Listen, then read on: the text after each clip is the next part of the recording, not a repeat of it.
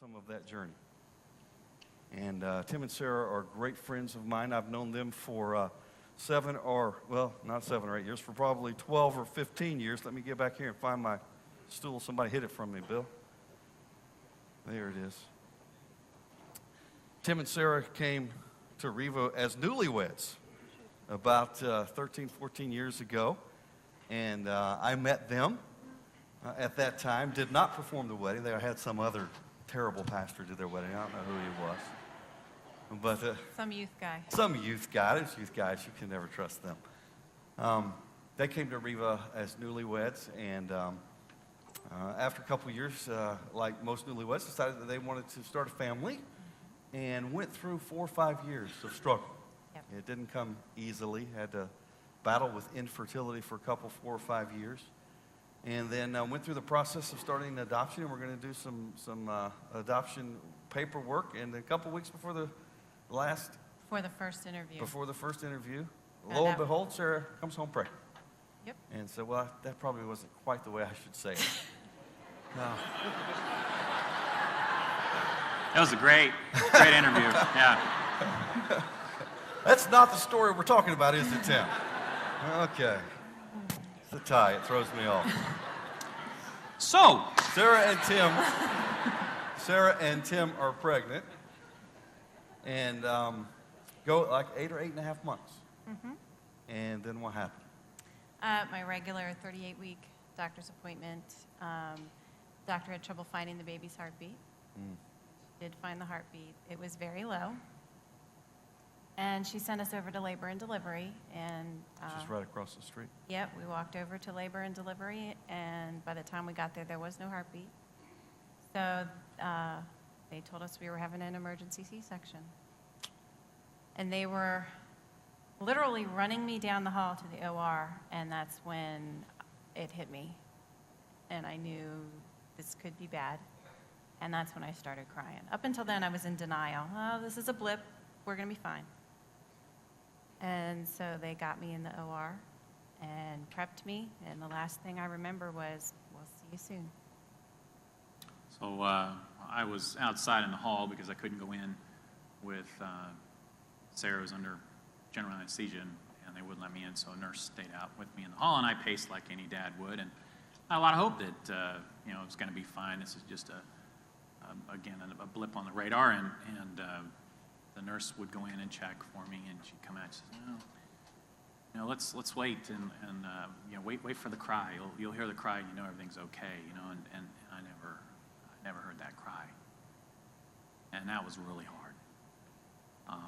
I remember when Sarah came out, she was still completely out of it. And I sat there waiting for her, and the doctors came in and said, well, Mr. Cochran, you might have to make a decision soon about taking your child off life support. And I looked at them and thought they were nuts and said, you will absolutely keep her on life support for as long as it takes so that when my wife wakes up, we can make this decision together.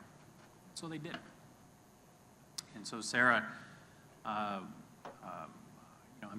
pacing back and forth trying to figure out what am I going to tell my wife. She doesn't know any of this is going on, and she's starting to wake up. And they asked if they could call someone, and I had a close friend at the Christian Counseling Center come over in 20 minutes, and right there, and I said, thank you, Lord, I don't have to do this alone. And so, Sarah started waking up, and I got to tell her that we had a baby girl, Michaela, which we were very happy about. And at that time, I still thought things were probably going to be okay, as we couldn't go down this road this long and have it end this way. And all I cared about was that she was alive. Yep. I said, is she alive? And he said, yeah. Yep. But she's having trouble. And I was like, well, all I need to know is she's alive. It's going to be fine. And you kept her on life support for 36 hours. 36 hours. Yep. Her liver and kidneys were in failure, and she had no brain function. So we took her. So one night, middle of the night, we were at the hospital, and we woke up and kind of looked at each other and sort of knew what the decision had to be, and we got the results back from the doctor that there was no brain function, and so we did what we needed to do, and pretty tough. The most difficult decisions we've ever made. The blessing in this is, I remember you had mentioned to us about organ donation, and so we went ahead and did that. But I remember that 36 hours was a long time. I remember praying my guts out. And I've got some guts, and it was like a laser beam to God, and just saying, why? What? It can't end like this.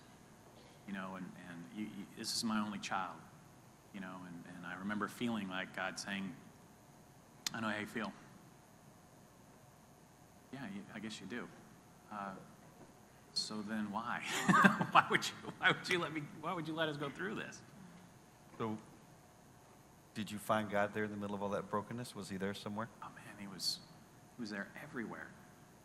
With the people, my family, our church, our small group, the nurses, the doctors. Yeah, we had nurses who came into our room and said, I just can't, I can't leave this shift without giving you a hug and letting you know that I'm praying for you.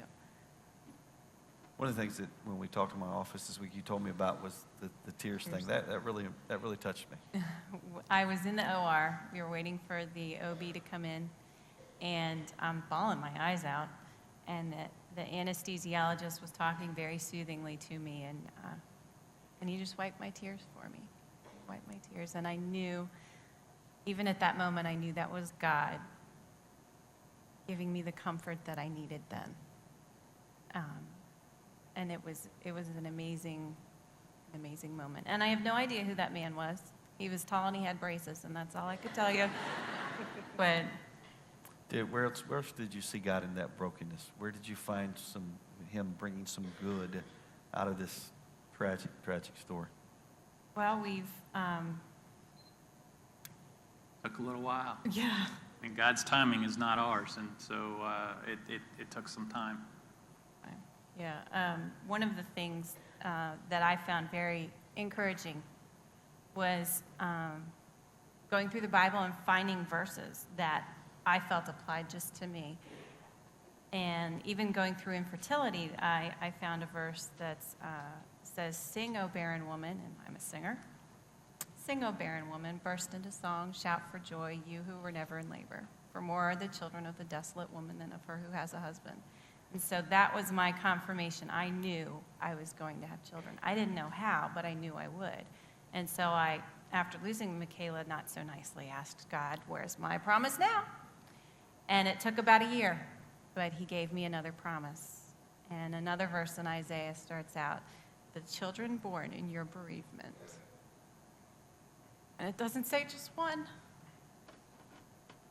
I knew I would have more. And so I had that hope. You want one of these too? I brought it for me. So I had that hope. I know I touched your one feeling.